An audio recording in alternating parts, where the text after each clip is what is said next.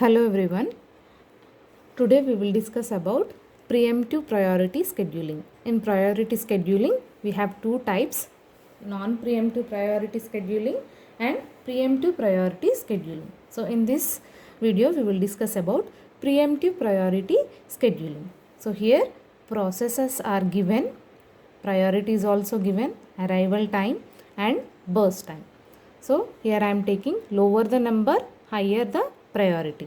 Means if number is low, then that process is having the highest priority. This is how I am taking. Okay. So now we have to check the priority and also arrival times in order to find out these things. Okay. So I am taking the help of Gantt chart. So now we will check one by one.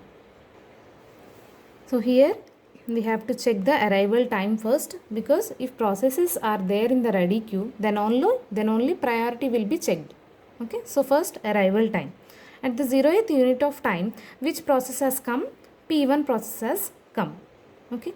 As there is no another process there at the 0th unit of time, so directly the P1 process is kept in the running state. Means CPU is given to the P1 process. Okay. So here every time only 1 unit of time is given for all the process, because one by one process have to be executed. So let us think that this process 1 is having 4 units of time. Burst time is 4. Okay. So in the middle, if any priority process has come, that time it will be difficult to execute that. So that is the reason only one unit of time is given to the every process, so that priority process will be executed first. Okay. Priority is given to the those processes which is having the lowest number. Okay. So P1 process has come and the burst time of the P1 process is 4. Though the burst time of the P1 process is 4, we will execute only 1 unit of time, that is 1. Okay. So here how much time is left over? More 3 units of time is needed for P1 to execute completely. Okay. Now again we have to check at the first unit of time any other process has come or not. Here P1 process is already there. Okay. It is not executed fully. Okay. Only 1 unit of time is executed. So at the first unit of time we have to check any other process has come. Yes, at the first unit of time P2 process has came. Okay. P2 process. Okay. Now out of these two processes we have to check which process is having the highest priority. Now these two processes are there in the ready queue, but they are not given with the CPU, because we have to check the priority first. So in these two processes, which process is having the highest priority? Lower the number, highest the priority. Means 1. P1 process is having the highest priority. So P1 process is again came to the running state. CPU has taken P1 process. Now P1 process, how much time it will execute? Only 1 unit of time. Okay. Means 1, 2. So now the burst time will become 2. Means 2 more units of time is needed for the process 1 to execute completely. Okay. So at the second unit of time again we have to check if any other process has come or not. Now at the second unit of time SP3 process is there. Okay. As P1 process is having 2 more units of time to execute, we are not removing P1 process from the ready queue. Okay. Now these 3 processes are there in the ready queue. Now we have to check which process will be given with the CPU. So in order to find out that, we have to check the priority of these 3 processes. These P1, P2, P3. Which process is having the highest priority? 1. P1. So again P1 process will be getting the CPU. So again P1 process will execute only 1 unit of time. 3. Now the burst time of P1 process is only 1. Okay. So we are not removing the P1 process in the ready queue, because 1 more unit of time is there. At the third unit of time we have to check any other process is come. Here no process has come at the third unit of time. So again here we have to check for the priority. Again P1 process is having the first priority. So P1 will be executed. So here it is 0. Means now as P1 process has completed its execution, we will remove the P1 process from the ready queue. Okay. Only 1 unit of time. 3 to 4, 1 unit. Okay. Now at the 4th unit of time, we have to check any process has come. Okay. At the 4th unit of time, P4 process has come. Now P4 process is there in the ready queue. So from these three, we have to check which process is having the highest priority. P2, P3, P4. P2, P3, P4. 2. Lower the number, higher the priority. Means 2. P2 process is having the highest priority here. Okay. So P2 process will get the CPU. How much unit of time it will execute? Only 1 unit. So here only 1 unit means 5. 4 to 5, only 1 unit of time. So from 2 to 1 it has come. So for P2 process, more 1 unit of time is needed to complete its execution. Okay. As it is having more 1 unit of time, we are not removing P2 process in the ready queue. Again we have to check the priority. So here again P2 process is having the highest priority. So again P2 will be getting the CPU for 1 unit of time, that is 6. Means here it will become 0. Now P2 process is removed from the ready queue. Okay. So how many processes are left over? Every time we have to check here. At the 6th unit of time, any other process has come? No. Okay. So remaining processes are P3 and P4. Which process is having the highest priority? P3. Okay. 3. What is the execution time? 3. How much time is given? Only 1 unit of time. So it will become 2. Okay. So here next process is P4. P4 process is having the last priority. So every time in the next time also again P3 will be getting the CPU. So what we will do is only 2 processes are there. Either this process will execute or this process, right? So we have to check the priority from these 2 processes. As P3 process having the highest priority, we will execute P3 process all at once itself. Means 3 units of time is there, execution time.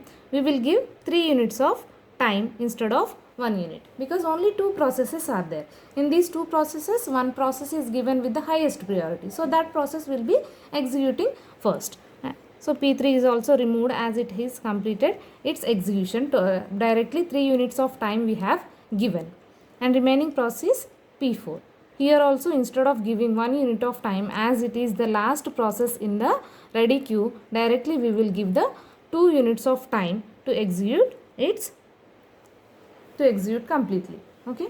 Now these 2 are also removed from the CPU. This is how we will calculate in preemptive priority scheduling. Now what is the completion time? Last occurrence we have to check from the right side. P1 process. What is the last occurrence here? 4. 4 is the completion time. And P2, what is the last occurrence? Here 6. P3 last occurrence 9. P4 last occurrence 11.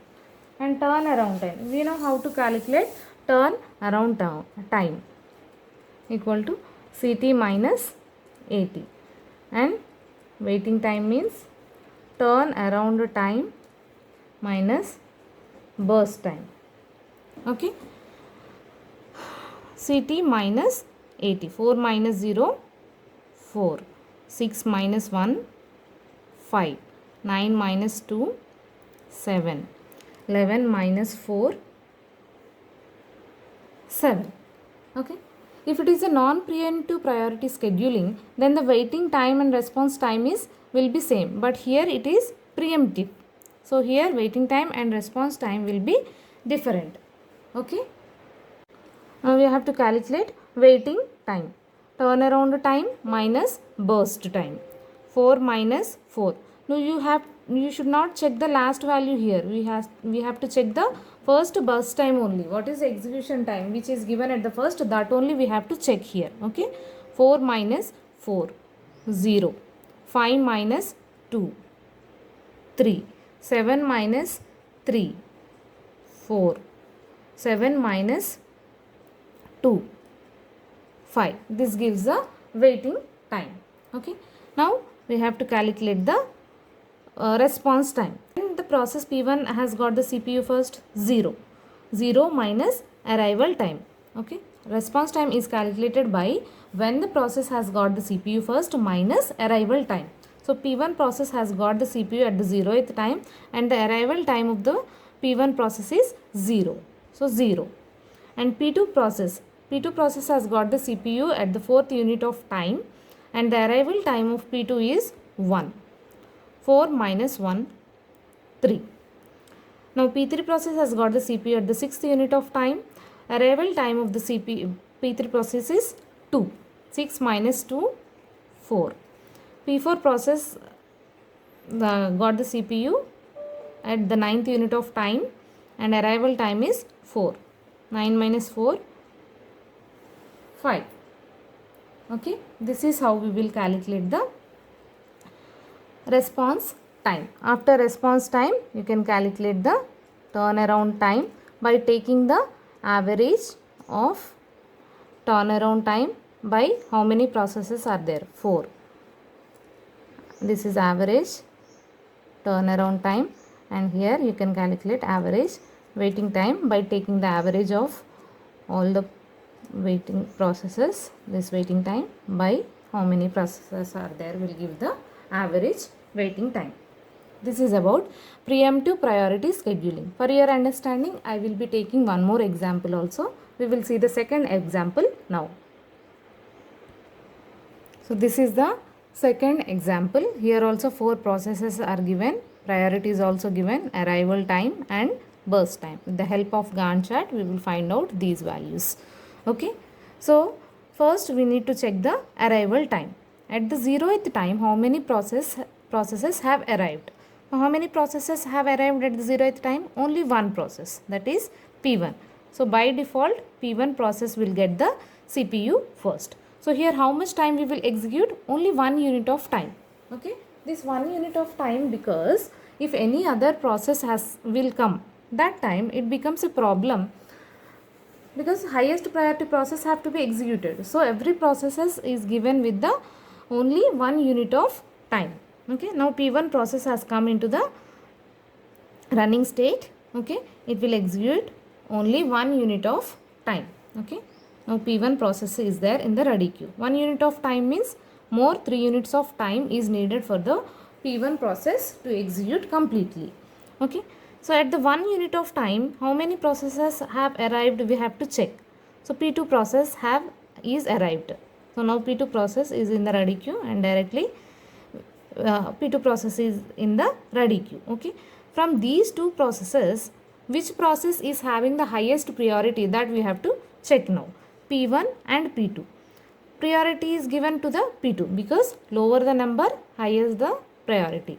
So as P2 process is having the less number, which gives the highest priority, that process will be executed first. So P2 process is given with the CPU. So how many units of time it will execute? Only 1.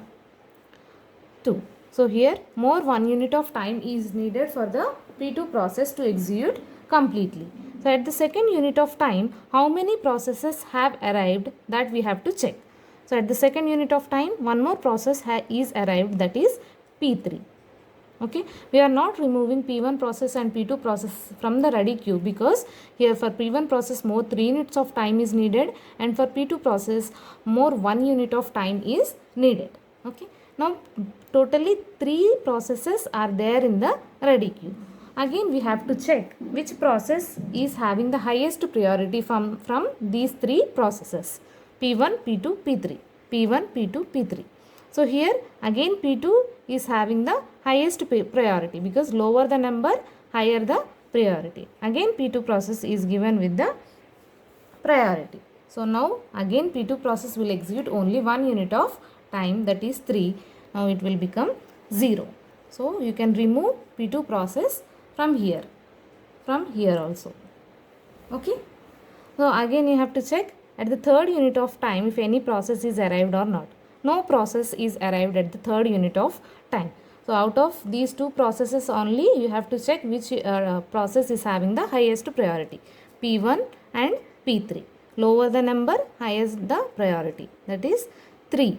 The P1 process is having the highest priority. So P1 process will come into the ready queue. How much time it will execute? Only 1 unit of time. That is from 3 to 4. So here it is reduced to 2. Okay, so that is why we are not removing P1 from the ready queue. At the 4th unit of time, again we have to check any process is arrived or not. So at the 4th unit of time, P4 process is arrived. So P4 process is there in the ready queue. Okay.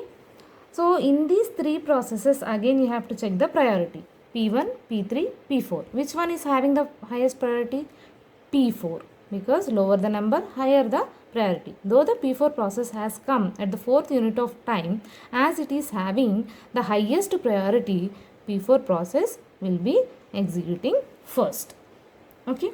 So how much time it will execute? Only 1 unit of time. That is 5. So here it will become 1.